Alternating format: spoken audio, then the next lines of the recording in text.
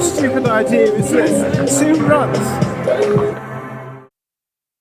Firstly, the climate gods are having a real laugh. Torrential storms 1 minute and full-on heatwave the next. Cheers, Spain. Next, we've got visitors from the UK this week, which means, of course, everything has to be twice as difficult to impress the guests. Thirdly, one of the runs includes swimming. Now, when I was 12, I achieved a certificate for swimming 25 metres in a pool. So I know I'm awesome. Welcome to another double-header race weekend. Circuit Albaida Albaida and the Amphibious Trail Navarrés race. Clearly, nothing can go even slightly wrong, right?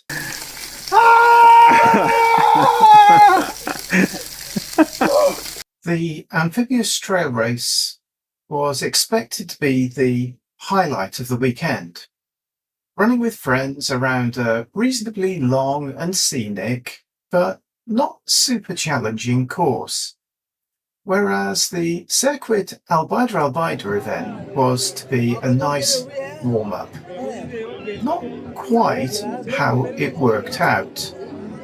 So, Quatretonda, feedback from running mates was a little mixed.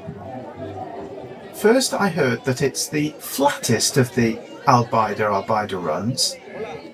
Then I heard that Quatretonda wasn't quite as flat as some people thought. Confused? Yes, me too. It was great meeting my running mates again, but then my family visitors from the UK surprised me by volunteering to run at Quatretonda. Wow! Actually, it was the first ever race event for the family, and I couldn't be prouder of them all.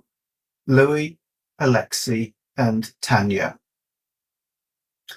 Son of Hamster, Alexei clearly took his training very seriously, but Tanya probably had the hardest run of all, but she made it. Oh, and after sacrificing my own run to give Alexei moral support halfway around, how did he repay me? By shooting off near the very end and finishing well ahead of me. Never again. Oh, the shame of it. Well done, all of them.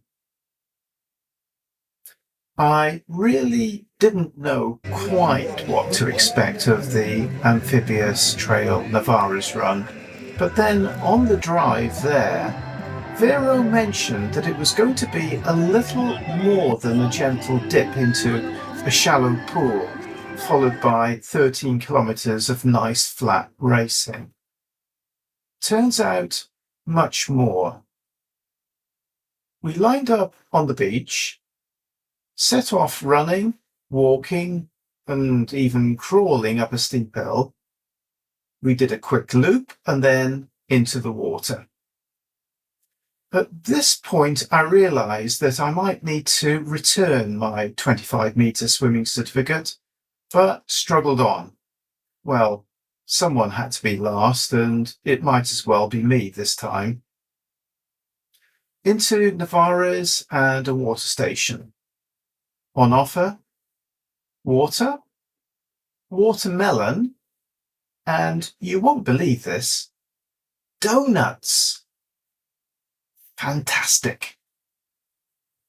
Out of the town and a steep parachute almost required.